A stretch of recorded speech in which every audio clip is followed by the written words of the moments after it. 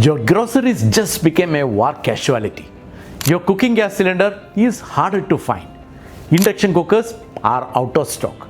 And when you walk into your favorite restaurant for lunch, all they can serve you is just dal rice. You didn't choose any of this. You don't live near a war zone, and you may not even follow the news closely. But here is the truth of the world we live in today. A war today is no longer fought only between two armies on a battlefield. It is a supply chain event, a shipping lane crisis, a banking confidence shock, an insurance shock, and all thanks to decades of globalization. It lands in your shopping cart whether you like it or not. In today's episode of Logistically Speaking, we map exactly how conflicts around Iran and Iraq is reshaping economies, shifting financial capitals, choking trade routes, and hitting the daily lives of people from Mumbai to Munich. Watch this space for upcoming episode where we will dive deeper into the impact on the Indian and global economy, explore how it is shaping multiple sectors, and we will also examine whether global trade in the future could gradually shift even partially from the dominance of US dollar to maybe Chinese yuan. Every day, 21 million barrels of oil pass through the Strait of Hormuz, a strip of water just 33 kilometers wide between Iran and Oman. And that is 1/5 of the world's entire petroleum trade, which is a corridor you could almost swim across. From the day it closed, global oil prices began rising, and within 48 hours, the impact was felt across the world. Insurance premium for tankers and cargo vessels surged. Refineries in Japan, India, and Europe scrambled to secure supplies, and jet fuel started becoming scarce. The ripple effects spread quickly through the global economy and pushing up the cost of everything from tomatoes to tires. We have already seen a recent example in the Red Sea, where disruption severely impacted global trade and continuing to worry markets. Houthi attacks forced hundreds of container ships to reroute around Cape of Good Hope, adding 10 to 14 extra days to every voyage. The detour meant higher fuel consumption, increased crew costs, and sharply rising freight rates. Those additional costs did not vanish. They ultimately showed up in the price of everyday goods on shelves across India and Europe. Now, the escalating Gulf conflicts threaten to add even more fuel to an already burning fire in global trade. The WTO estimate even a 10% sustained rise in shipping costs cuts globally trade growth by measurable fractions, disproportionately hurting emerging economies with a thin foreign exchange reserves and import-dependent populations. That means countries like India, Bangladesh, Egypt, and Kenya absorb the worst of a war they did not start.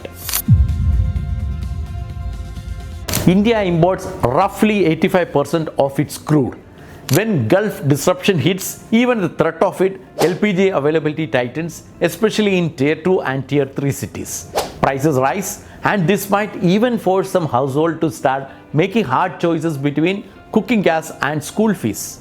And petrol hikes raise trucking costs. Trucking costs raise vegetable prices at the mandi. And suddenly, a missile strike 3,000 kilometers away shows up at the neighborhood Kirana store. Europe already lived through one brutal energy shock, the Russian gas crisis of 2022. It spent 2 years diversifying, and now it faces a second chapter. LNG tankers from Qatar passes through instability zones, making them risk assets. And beyond energy, Iraq and Iran are the major fertilizer and petrochemical suppliers. Fertilizer shortages cut farm yields, and lower yields raise food prices. Ordinary households in Milan and Manchester feel it just as surely as it is in Mumbai. Every supply shock triggers the same pattern. People do panic buy. Cooking oil, rice, flour vanish from the shelves. This is individually rational and collectively catastrophic. Hoarding accelerates scarcity and fuel public fear. And social media amplifies panic faster than supply chains can respond. And governments caught between subsidizing prices and protecting deficit end up satisfying no one. Dubai has been the Middle East's crown jewel, neutral, stable, and a city where global money felt safe. But Proximity is a liability in crisis. If conflict deepens, expect a quiet capital migration towards Singapore, which sits far from Gulf volatility and is already a dominant banking and commodities hub. But in the midst of this, there is a wild card, Saudi Arabia. Riyadh is aggressively positioning itself as a financial center with a new regulatory framework, multinational regional headquarters, and the Diriyah Gate project. If Dubai absorbs geopolitical risk, Saudi may paradoxically emerge as a steadier Gulf bet. And Shanghai watches all of this very closely. Here is a central paradox of our age. The same globalization that gave a farmer in Punjab access to Israeli drip irrigation technology, that gave a factory worker in Surat a job making clothes for a Swedish consumer, and that connected a fintech startup in Bangalore to venture capital in San Francisco. That very web of independence means a strike on oil facility in Kubestan province raises the price of auto rickshaw fuel in Chennai. War is no longer an event that happens to someone else somewhere else. It is a systematic shock. It reprices energy, it reroutes shipping, it shakes banking confidence, and it triggers hoarding. And it reduces the living standard of people who are never picked a weapon and never will. The question for policymakers and for all of us is no longer simply how do we stop this war. The deeper question is how do we build supply chain, energy systems, and financial network resilient enough to absorb the next crisis. Because history tells us there will always be next one. Nothing accelerates infrastructure investment like fear. India's push for the India, Middle East, Europe Economic Corridor or IMEC is one such example, an effort to build an alternative route spine that bypasses vulnerable maritime choke points linking Indian ports through Gulf Rail network to Israeli and European terminals. These are long-term bets, but wars have a way of accelerating timeline that peace often slows down. In this new reality, diversified energy sources, strategic food reserves, alternative trade corridors, and greater regional self-sufficiency are no longer soft policy preferences.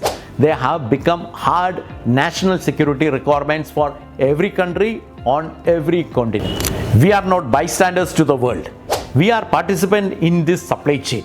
And when the chain breaks, we will all feel it. If this episode of Logistically Speaking changed how you read the news, share this video with someone who thinks war are someone else's problem. Thank you for watching till the end. See you next week.